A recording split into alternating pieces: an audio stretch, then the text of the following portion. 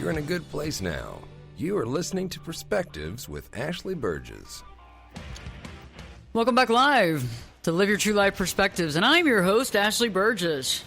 What's going on out there? We're live. We're in studio right now. I know it's crazy. Yeah, we're essential. That's what they say, so we're doing this. But, it's interesting because for many of us, we're experiencing this complete change in our life. For some of us, we're not experiencing much of any change. It's just there's not any traffic, and there's no lines at anything. I went to the grocery store a couple of days ago on a break from work. I've never seen this before. Like, literally, I got there. There was no traffic to get there first. Second of all, when I got there, I realized there was a line around the side of the grocery store, and you had to wait 6 feet away from everybody, and then they would tell you when you could go in. And it was interesting because there was extremes of personalities, right? There were folks over there with, like, the gloves on, the face mask on, the eye gear on, the hat on. I mean, like, they were they were covered to bare. I didn't see any skin whatsoever, nothing. You know what I'm saying? I mean, it covered more than a burqa. I mean, I've never seen anything like it. And then you see the extreme other side where you got the dudes with, like, the shorts and the flip-flops and the kind of the T-shirts on. There was one guy that was just, he had a bunch of bags of grapes, and he's just eating the grapes right out of the bag, not washing them, on the phone, talking about how he's at the grocery store, kicked off one of the flip-flops, almost lost it, had to go get it. I'm just like, okay, that's extreme. And then you saw all the other people kind of in the middle. Like, some were a little fearful. Some were like, oh, my God, I might get this from somebody. People were staying far away. Other people were running into each other, trying not to hit other people. It was really hysterical. However, I got out of there as quick as I possibly could and washed my hands, right?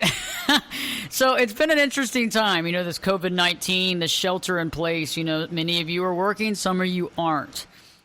We have all this stuff on the news, the media, the economy's falling apart, all the issues that are looming. A lot of stuff happening all at one time, all around the world. All of us are experiencing it, and it's getting to be a lot. I mean, come on. I mean, if it's not the president talking every single night, you got all these other people talking, you got all this other information. What's real, what's not, where are we at, and how do we take all this information in? There is one really cool thing happening tonight, so I want to share that with y'all. I did post it on my Facebook page. I will be posting it all over. There's Earth Hour 2020. Earth Hour 2020. You want to check that out at a certain time of night. I think it's 8:30. It would be 8:30 Central Standard Time. Configure that in your area. Various time zones. But you'll be turning off your lights, and we're going to be able to allow the stars to create its own light patterns and stuff. We have a lot of light pollution. Obviously, our environment, Mother Earth, needs help right now. And I'll tell you one thing. Out of everything that's happening, I think Mother Earth's doing a little better right now. I mean, there's like millions and millions of cars off the road. Not that that's good or bad. But at the same time, there's a lot of things cleaning up. The only thing that I find as a problem is we got all these folks, we're all going and we're ordering food at these restaurants to try to keep them open, and all the stuff that they're using is this really thick plastic stuff, styrofoam and all that. So that's a real problem. That's not going to help us. All this single-use plastic, really bad.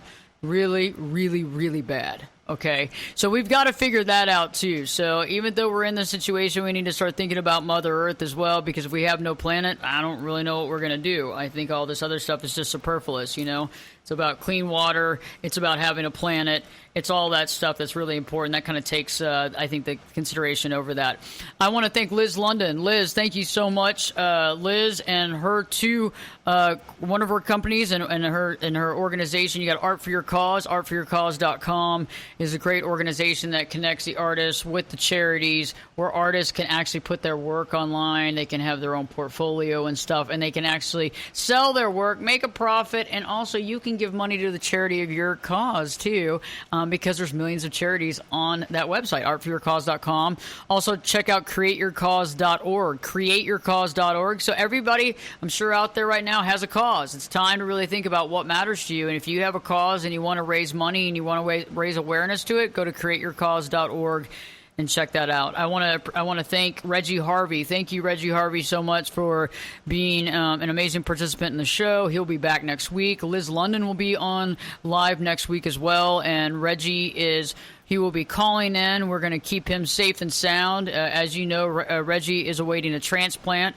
And so in the situation with the coronavirus and COVID-19, it's not the right time to bring him up to the studio. But he will be on phone, which is just the same, live from his living room. So we'll be talking to him. He's the author of Anatomy of a Patient, which basically chronicles the entire situation of finding out the situation that he was having these health issues, process of almost dying, rehabilitating himself, going through all these changes, and then actually figuring out how to maintain, feel good about it, he has a really amazing positive attitude, and to stay as healthy as he can while awaiting this. So he is definitely a role model for us all. Go on and check out the Connection app, theconnectionapp.com. Arnold Smith Corporation, very cool company where, you're basically connecting people with people. I mean, that's what we need to do here. People with people, guys, because you know what? Life's too short, We got so much going on. We want to connect our relationships and our families, and it's extremely important. So go check out the Connection app. You can just go on and put that in Google, put the Connection app in, and you can find where you can go download it on Google Apps or Apple or an Apple app as well. So that's pretty cool. Later on in the hour, don't miss, Dan Nelson will be on live. Dan Nelson. Dan is our historian, our Live Your True Life historian. Great stuff here. We're going to be talking about an artifact, an heirloom, a family heirloom that actually connects the Continental Congress and connects the assassination of President Lincoln.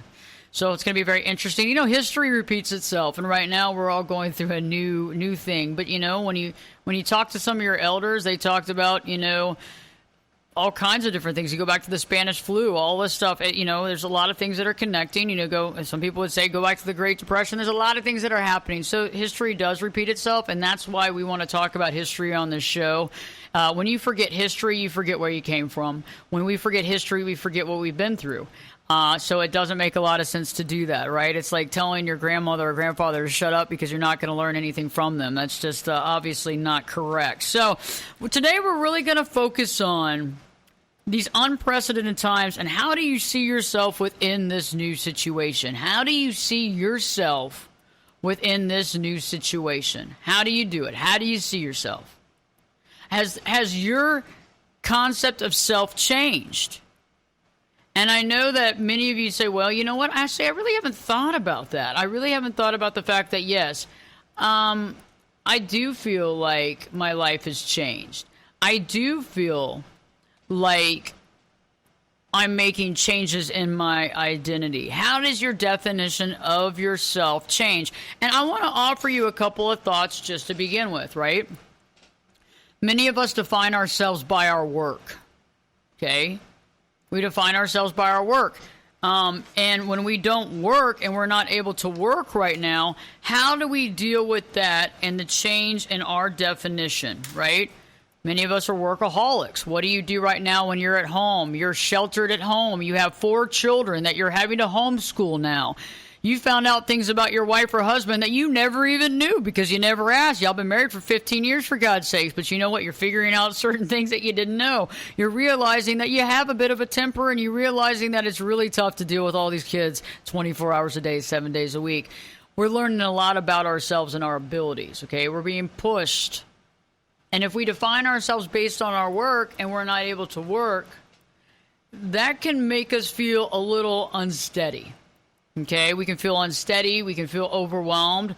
We can feel like our reality is kind of is lost. Our identity is lost. And I know that many of you keep saying, and I've said it myself, and I keep saying it too, that I feel like we're living in a movie. I really do feel like we're in this like sci-fi film, and we're in this movie. I mean, like being in the grocery store with all these different types of people and the different fear levels of everybody was very interesting. It was surreal as I'm getting my as I'm getting like my candy corn out of the dispenser, and I'm like looking around and there's nobody there. Yes, I'm still eating this candy corn. I get it. But I had to have some sort of candy, for God's sakes. Okay, get off my back. But anyway, so we got to do what we got to do. But it was very interesting about how everything's just a little different. Okay, everything's just a little, off. And how are you defining yourself? A lot of us have our alone time, and we're not getting that right now, right? I've had some friends that literally say that they've walked the dog 8 times in a day, and the dog's over there hiding because they don't want to walk anymore. They're tired of this. They're like, go to work, go away. Tired of it. I used to have this house to myself. I'm really disappointed that these humans are here.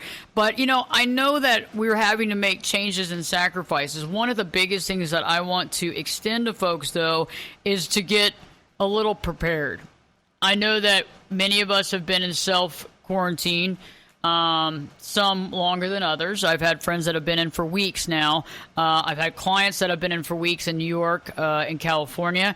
I've even had friends that were in China that went through the quarantine for quite some time. And so I just want you to begin to pace yourself. Pacing yourself is so important, okay? Because if we can't pace ourselves, we're going to blow out that flip-flop pretty quick. And one of the things that I find that we might do that with is having a short fuse, okay? Having a short fuse, being stressed out, being overwhelmed. I've had some clients tell me that the kids were doing some work for school, and they didn't even know what to do. They were like, I'm not really good at math. I don't even know how to tell my kid how to do this. I don't even understand. I'm over there trying to study myself, and I'm overwhelmed, and I'm realizing that I'm having issues too because I don't know how to do geometry. I don't know this stuff, and I get it, and it can be stressful. Okay, one of the things that I'd advise in that situation, go to YouTube. Have your kids start looking it up, try to figure out their answers to their problems. You don't have to be the one that goes, I don't know. Just go, let's look on YouTube, or let's see if we have some sort of alternate ability for you to learn on your own. I want you to take some time out for yourself, too. No matter how short it is, we all need some time for decompression. And I know that that's good for a lot of us who are essential businesses. And I get it. If you are not deemed an essential business, I get it. Everybody's essential. So let's not define by that. Every single individual is essential. But you need to get some time away from the house, if that's okay, by walking. If it's out going and cleaning out your car, okay, in the front, in the driveway. I don't care what it is, but come up with something that you can get some solitude where you don't have the kids yelling, screaming, husband, wife asking you questions, and the list goes on. So how has your definition of self changed? Because I know it has. Because I'm starting to realize that I feel the same as I did a couple of days ago or a week ago or 2 weeks ago, but I'm realizing that there are certain things that I have probably taken for granted. I realize that there's a lot of stuff that I'm doing, like I'm working long hours, and I'm not really thinking about all the relationships that I need to be working on and cultivating and growing. And there's a lot of things there, too. And it's kind of coming, full circle because of the situation we're in and the fear and the realizing that a lot of us are taking things for granted. And it's something that we really do need to think about. When I return, I'm going to be talking about how has your importance changed? What are some things in your life that are more important now than they were before, or vice versa? What are not important things? What have really gone by the wayside that you've decided it's been a lot of times doing this and it's really not that interesting, or it's not at the top of my list, or I need to change my priorities? It's about getting your priorities straight. So when we return, we'll be talking about that later in the hour. Dan Nelson will be joining us. Just stay with us. We got some answers. We got more answers than we have questions for you. And so that should be very helpful since the media is generating more questions every single moment of every single day. So stay tuned. We are here for answers. Live your true life perspectives with me, Ashley Burgess. Be back. 2 shakes. So I was talking about defining you. So what has changed, though? What has changed in the importance right now? I think a lot of us have changed what is important to us, right? What is important to us? What is important to you right now? I know that I've changed my importance levels on a lot of things. Okay, there's a lot of things that I were doing in life. There's a lot of things that I was dealing with in life that, quite honestly, I'll tell you, was busy work. And I'm realizing that I was doing a lot of busy work. Now, is it something that I have to do? Yes, but I'm realizing that I need to prioritize a little different. And that priority is really important. It's interesting. It's like you really prioritize things like our health. Like one of the things that I've realized is, and I think I speak for everybody right now, Nobody wants to get COVID-19, and anybody that gets it, you want them to recover. We don't want people dying from this. This is real, right? Okay, that's the basis of this whole reality. We can sit there and look at all the other issues, and the other issues are big. But I think that's a big deal. I think respecting folks, I think caring about people, doing the right thing, staying healthy is part of what we need to. Now, if we are unable to stay healthy and we do get sick, I think that there's a lot of different cultures in America and in the world that feel bad about it. They do. Like there's something wrong with them, and that's just not the case. You could just touch something that the disease was on and you can get it. It's not about how you're bad or good or you're a horrible person. It just happened. And I think there's a lot of folks that are walking around that are feeling really scared that they don't want to get it. You know, I even got some calls from some people yesterday saying that, you know, people said if you do get it, just stay at home and don't tell anybody that you got it. Don't tell anybody.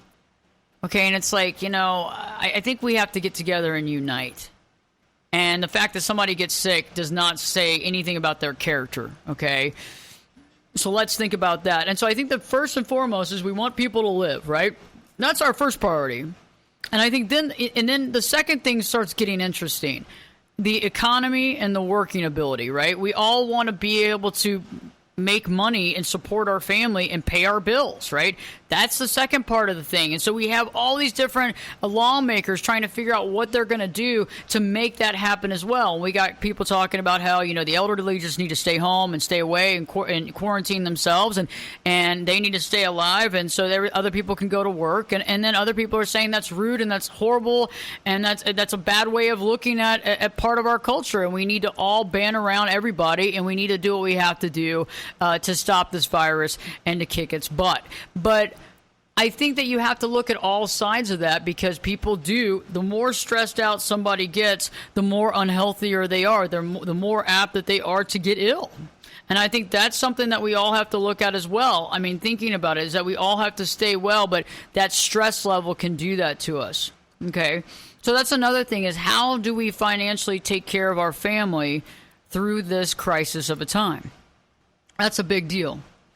How do we do that? And a lot of us are frustrated. There's many of you out there that are like, you know, apparently they don't deem me as essential. What do I do now?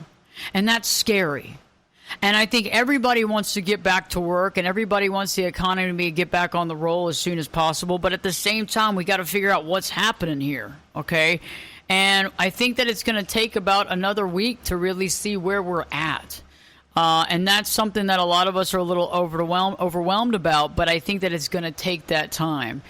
And, you know, what's interesting, too, is that I think a lot of people who didn't like going to work or didn't like their work is really loving their work right now and really wishes they were there. And so there's different things that we are balancing and valuing and what is important to us.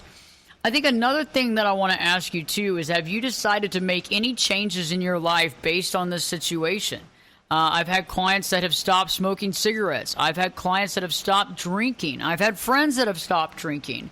And so there's all these different variations of things that are happening. I got a text earlier today from a very good friend of mine that said that, you know, he had said that he's decided he's not going to drink alcohol anymore, and he's not going to drink coffee anymore. And that's awesome. That's great. I think that's awesome. But, you know, a lot of us need to figure out what is it that we want to get rid of. What are some of these bad habits, or some of these habits that are getting in the way, or some of these things that are making us unhealthy? Is there something we can stop? What about a toxic relationship cycle? I just did a video in studio before coming to this studio about not going back into the toxic relationship dynamic, because what happens when we get lonely? Shelter in place, don't have anybody around. Nothing like picking up that phone and calling the ex and going right back into that really unhealthy, non-healthy, non-functioning relationship. And that's something that we don't want to do as well. So we need to get our priorities straight. Stay tuned when we return. Dan Nelson is joining me later, as well as I'll be talking about changes that you want to make in your life and things you can do during this time that you haven't had time to do before. So stay tuned. Live your true life perspectives with your host, me, Ashley Burgess, will be back in. I'll be back this time. 2 shakes.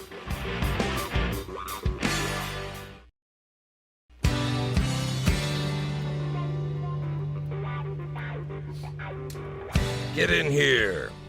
You're listening to Perspectives with Ashley Burgess. Welcome back live to Live Your True Life Perspectives, and I'm your host, Ashley Burgess. On today's show, we're talking about the situation we're in right now. Unprecedented times. Holy hand grenade Superman. Where's the Tylenol or something stronger, right? You know, it's interesting because here we are. We're in a situation that's unprecedented, a situation that none of us have ever experienced in our life. And we're trying to make sense out of it all. And it's very stressful and it's very fearful and there's a lot of things going on. We want to save people's lives. We don't want to get sick. We don't want other people to get sick. But at the same time, we want to figure out how to get back on track and live the life that we were living before. I don't think we're going to ever go back to the way we were before. At least something's going to change. And I think our priorities are what's really changing. I think some of us are seeing our priorities and we're realizing that they've been a little off. Some of us are realizing that there's a lot of things that need to be changed. We're also realizing there's a lot of stuff maybe you didn't know about some of your family members. Maybe you didn't know what was going on with the kiddos. Starting to realize, man, I really didn't know all this was happening. And now that I'm self-quarantined with the rest of my family and we're all sitting in the room together on top of each other, I'm starting to realize a lot of things I didn't realize before. Right before the break, I was talking about eliminating something from your life that's not working. What if it's a toxic relationship? Many of you have gone back to the ex.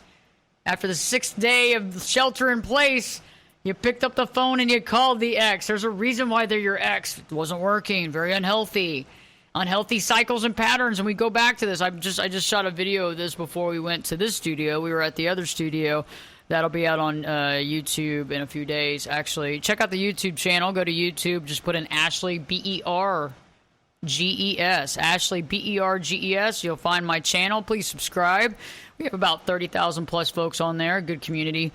And I put up video content at least once, if not twice a week. So put some good videos up about COVID-19, how to deal with it, how to thrive, how to deal with shelter in place, that sort of thing. All the stuff that's necessary right now, but we're going to be talking more about toxic relationships here this week and going to trauma bonds as well. But, you know, what are some of the things that you can eliminate? Or what is one thing, better yet? Okay, I've had a client one time, and I remember like it was yesterday. They said, I want to quit drinking. I want to quit smoking. I want to end this relationship. And there was one other thing, too. Like, I want to start going to church. Like, don't set yourself up for failure, guys, okay? So what I'm saying is, like, if you want to do one thing, do it. Figure out how to do it. Like, stopping smoking right now, perfect time to do it. Yes, is it a stressful time? Sure. But, I mean, there's no time like the present. We can sit there and talk about, well, it'd be great to still do it on June 1st. Or maybe I'll do it on my birthday. Or how about New Year's Eve or whatever. There's no reason to wait. I had a friend of mine that contacted, like I told you, that they quit drinking. They said, you know what, I've decided that I'm going to quit drinking. I've had clients that have said the same thing, and they've quit drinking. And they've gone through, you know, some withdrawal and some headache and what have you, but they're feeling a lot better. And so what do you want to do? What do you want to do? I would love you to look back at this time and place and say, man, that was a really good time and place for me in the fact that I was able to overcome something that held me back.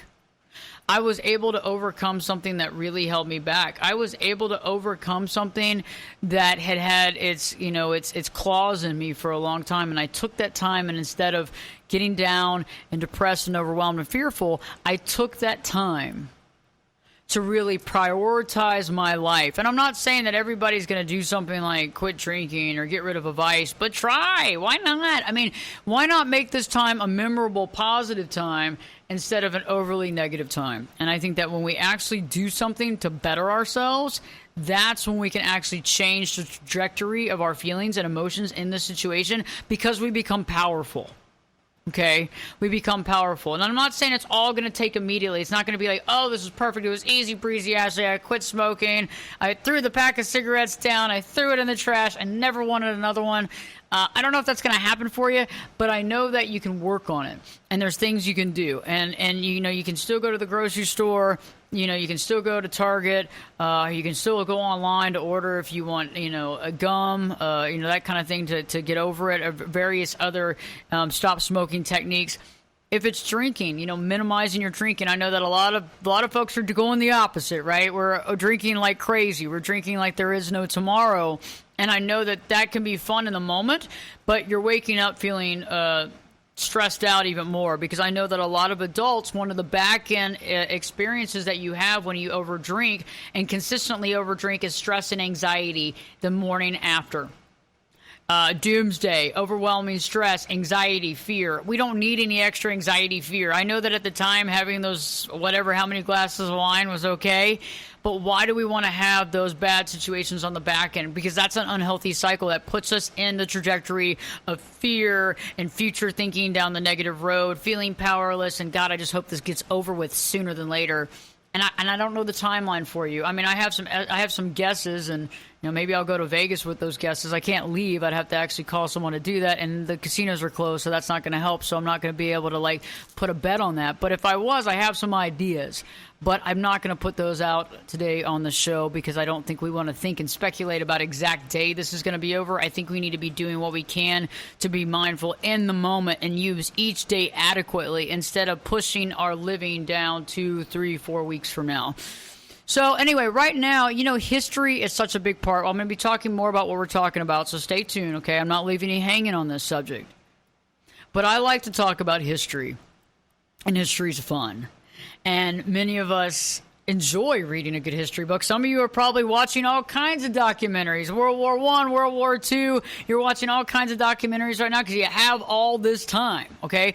But let's talk about history. And so joining me right now here on Live Your True Life Perspectives, Dan Nelson. Dan is a genealogist. He's our genealogist, our historian for Live Your True Life Perspectives.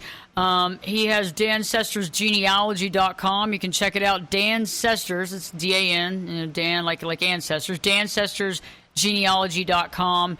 And it's really great because he actually goes back and checks out your entire family history, your entire family tree. You can learn a lot about yourself. You can learn a lot about your family. And I think one of the things is that we all kind of want this information, but you know how hard and tedious it is to get all that stuff together? And Dan actually puts that together in an amazing, old school leather book that you can have and you can give from generation to generation. Dan, great to have you live on Live Your True Life Perspectives. How are you doing today?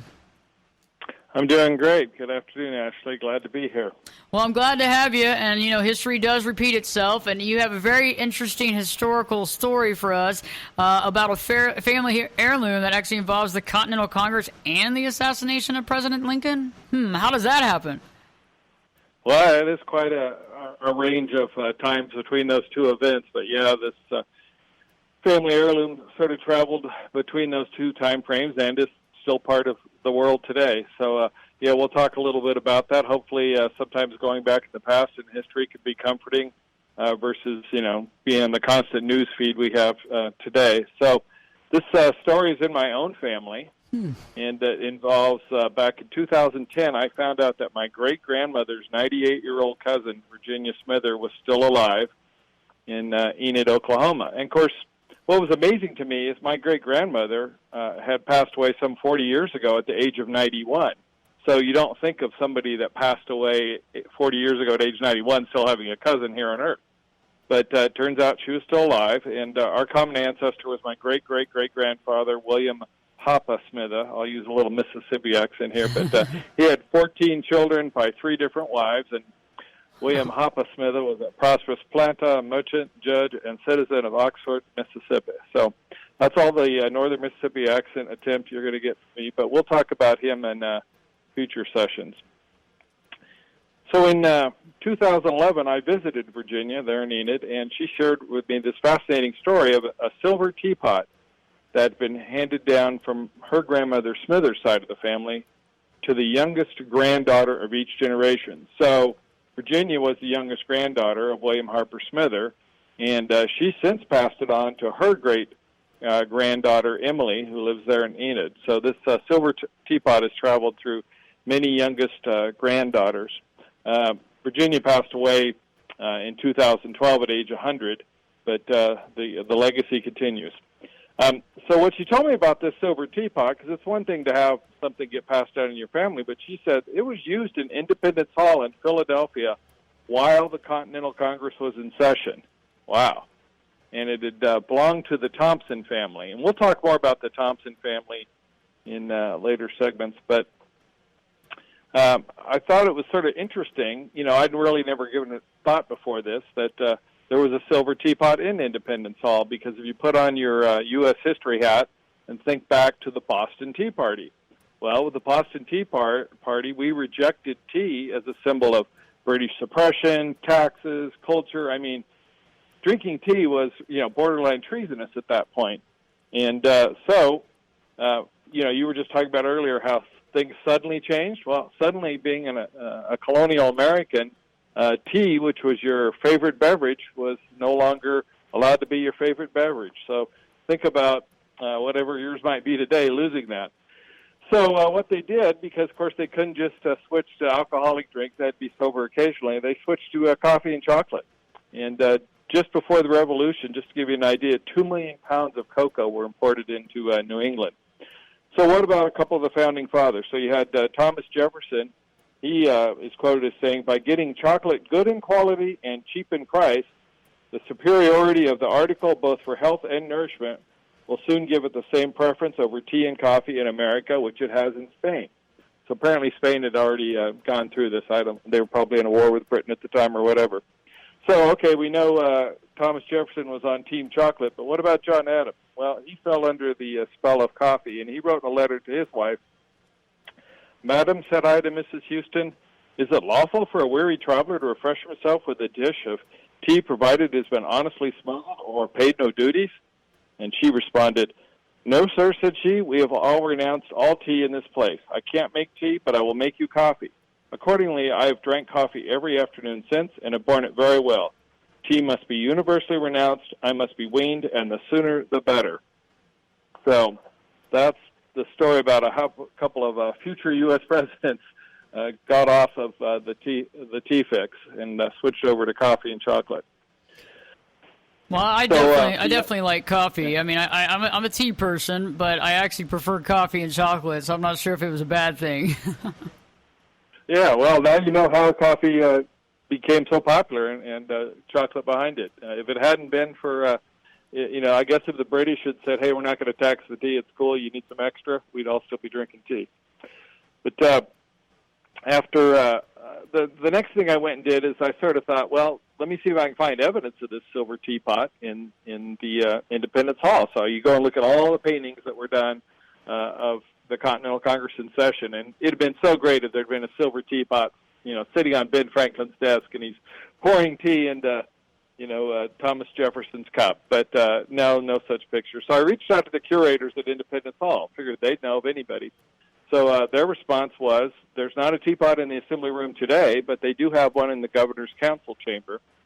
And they said that actually there would have been no refreshments allowed in the assembly room at the time. That would have been highly inappropriate. It was a formal session. Those sessions were usually short, but they would have broken out to separate rooms to do the work, which was mostly done in committee, and certainly those rooms had refreshments, including the governor's council chamber, which had the silver teapot. So if somehow in your head you thought there was a Coke machine in the lobby of Independence Hall, no, there was not. So, it's interesting how you tie this to recent times, because we all, until the coronavirus showed up, we were all talking about impeachment, and during those episodes, they were saying how they weren't serving refreshments to the senators, and they were saying that that's why some of the senators were sleepyhead. So I guess, things don't change that much. So just to finish up a little bit more here on the investigation, my second cousin Amy, she tracked down the meanings of the markings on the silver, and the markings indicated that it was sterling silver imported from London, and that it was manufactured in Newcastle, England, between 1770 and 1771. And we know, because there was no duty stamp, it was brought to America before 1790. So the time frame of the silver perfectly matches the time frame of the meeting of the Continental Congress at Independence Hall. So we're still on track with this story potentially being a true story. So in the next segment, I'm going to talk about what we found out about the Thompson family that owned this silver teapot and passed it into my Smither family. Well, I look forward to hearing more about that. This is very interesting. So I look forward. I can't wait to have you back next week so we can talk about that. It's so cool that this has actually gone through all that time and has actually been through all that historical importance. Yeah, it is amazing, and it's a fascinating story, and there's even better stuff in future segments, so something to look forward to. Well, I can't wait. We'll definitely see you next week. And you can go to dancestorsgenealogy.com and learn more about Dan. You can also go to ashleyburgess.com, click on that radio show page, just kind of scroll down, you'll see Dan Ancestors Genealogy. Just click right through that, and you can learn all about Dan Nelson, his work, and how he can bring your family history together to really be amazing, to really tell the tale, so that you can share this with family and friends and be able to have that connection. Because as we know, one of our priorities now is family. Family is more important than ever as we go through this process. So spending time with your family, being able to be there, being mindful, being in the moment. When we return, we're talking about what you can do to make this time at shelter at home not so bad and be memorable in a positive way. Stay tuned, because Live Your True Life Perspectives with your host, me, Ashley Burgess, will be back in. I'll be back this time. 2 shakes.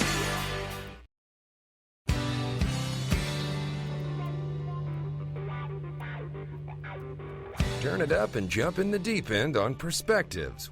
Now, here's Ashley. Welcome back live to Live Your True Life Perspectives, and I'm your host, Ashley Burgess.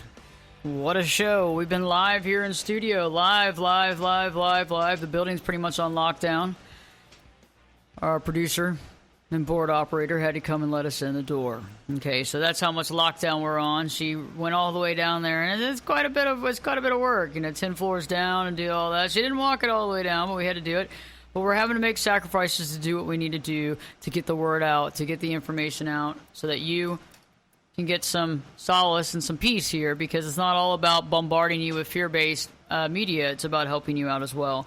So, in the last segment, I just want to take a moment to say, hey, it's all about being mindful in the moment and doing what we need to do right now to do what's right for us. We are limited, and there are things that we can and can't do right now. Some of us are considered essential. Some of us aren't, even though all of us are essential. So, let's not confuse that.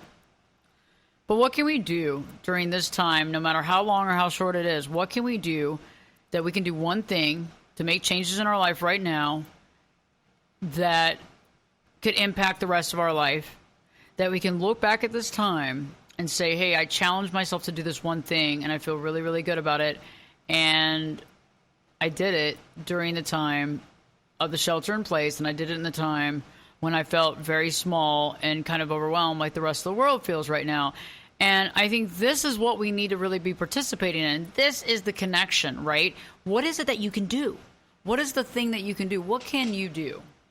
Many people have chosen to quit something that's getting in their way. Gambling, smoking, drinking, whatever it is. People have been working on that to slow it down and to stop it.